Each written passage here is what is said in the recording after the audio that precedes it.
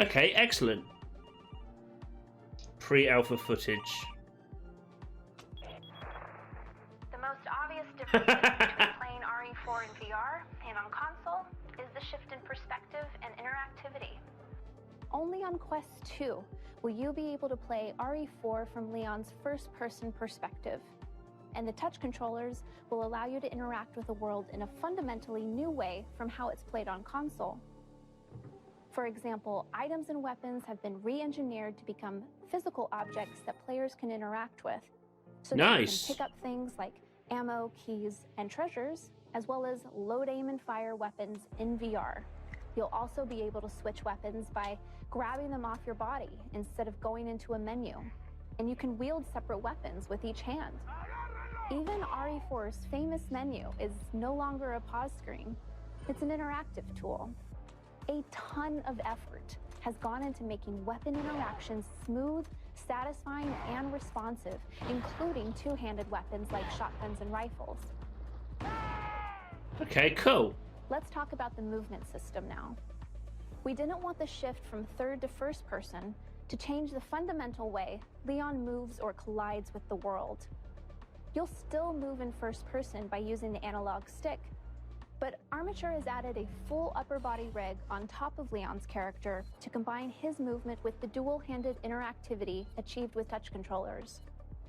If you don't want to use the analog stick to move freely, Armature even added support for teleportation, as well as room scale movement, so that you can explore the environment with natural motion. I like that. That actually looks better than the Half-Life Alyx teleport one. Is to ensure the experience is comfortably played while seated, and with a ton of comfort options at your disposal to try out. As I mentioned earlier, RE4 debuted on GameCube 16 years ago, so you might be wondering, how in the world are we bringing the core systems from the original over to Quest 2? Well, first, it takes passion.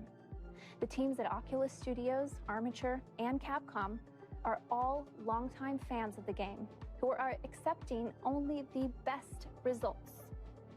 And it takes time. We've been working on this title for a couple years now, and just carefully and reverently making changes that will make your experience feel both fresh and nostalgic. Okay. Technically speaking, Armature is using core systems from the original RE4 to drive gameplay and systems, but they've remastered art. Over 4,500 textures have either been repainted or up-resed. World geometry has been adjusted to work in stereoscopic 3D, and enemy behaviors and attacks have been balanced around the player's new perspective to increase mobility in VR. They've also improved support for running the game at a higher frame rate than the original 30 frames per second, and fixed many bugs that the 60 FPS versions of the game had. Now, while Armature has adjusted a number of things for VR, some things just haven't needed to change. Character animations have been faithfully converted to Unreal Engine 4 and remain untouched from the original source material. Okay, cool. And all cutscenes will be presented in their original format. If you're a fan of the survival horror genre like me, you've likely played, or tried to play, a lot of scary games in VR.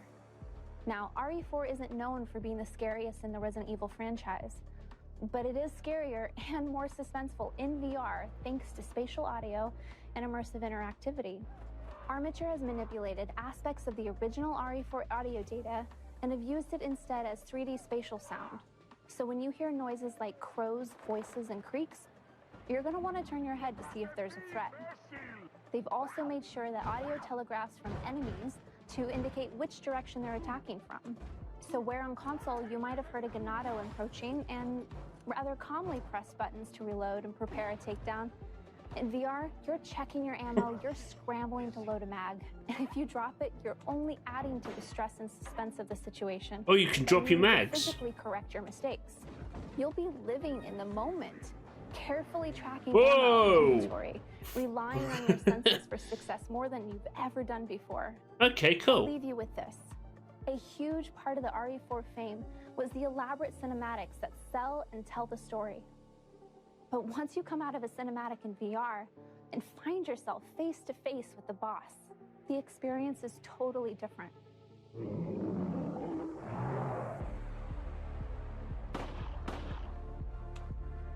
Oh god. Nothing else? Alright, cool. Well, I'm definitely excited for Resident Evil 4 in VR. Even though Resident Evil 4 isn't one of my favourite RE games, it's in my top 10, nowhere near my top 5 though. I'm really looking forward to playing it again in VR, and look, if I'm right by what she said, it is the entire game. The entirety of RE4 in VR. That's going to be a long playthrough. I'm excited. Can't wait. Give it to me now.